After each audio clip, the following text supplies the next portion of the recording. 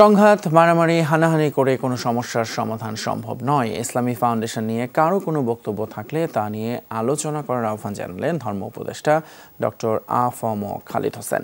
রোববার সন্ধ্যায় জাতীয় মসজিদ বায়তুল মোকাররমে পবিত্র ঈদে মিলাদুন্নবী 1446 হিজরি উপলক্ষে 15 দিনের অনুষ্ঠানমালার উদ্বোধনী অনুষ্ঠানে এই মন্তব্য করেন তিনি। এর আগে বিশ্বের বিভিন্ন দেশে কোরআন তেলাওয়াত প্রতিযোগিতায় বিশ্বজয়ী বাংলাদেশি হাফেজদের সম্মাননা ক্রেস্ট ও 20,000 টাকার চেক তুলে দেওয়া হয়।